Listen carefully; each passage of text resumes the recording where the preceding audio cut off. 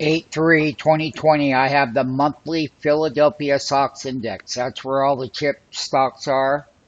And I am hitting levels right now on this monthly at 99%. That means that as we kind of inch up a little bit higher, and great bull as it's been, and this is just the first day of August reading at 95 by 99, and that fast stochastic is at 98. We will be buying put options on the Philadelphia SOX index. Just remember, it's probably the strongest index. It's up 41 points, which is fueling the broader market. It always leads rallies higher.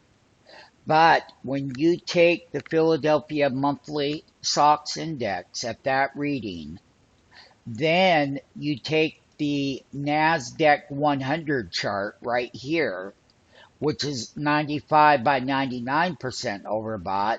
You take the NASDAQ composite and you get the same readings of about 95 by 99.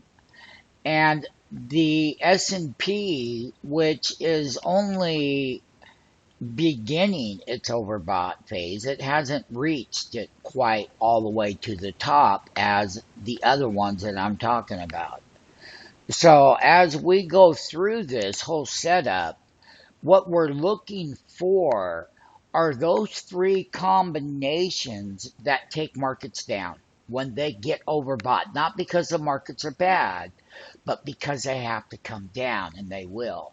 So when we go back to the NASDAQ 100 composite, we go to the Philadelphia SOX index, which is the chip sector, leads rallies up, and it also will pull back. And when it does from this overbought monthly level as we start out the calendar month, and blow up tops can hit a little bit more of an extreme, but it's not going to be going much higher, and it's not.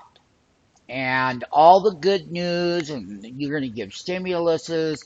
This particular index, which, like I said, has always been our favorite index for the last 35 years anyway, the chip sector, that is.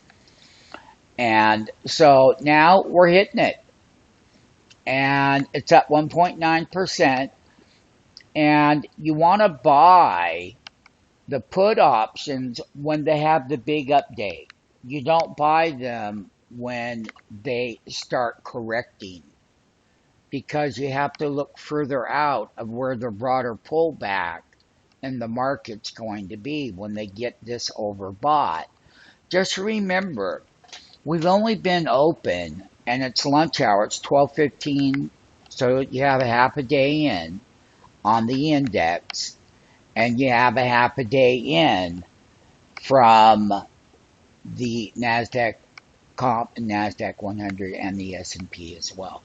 So as we update these monthly readings during this time frame, we know what happens when we get to this level, or levels even a little bit higher. Then there's a big collapse, and there will be.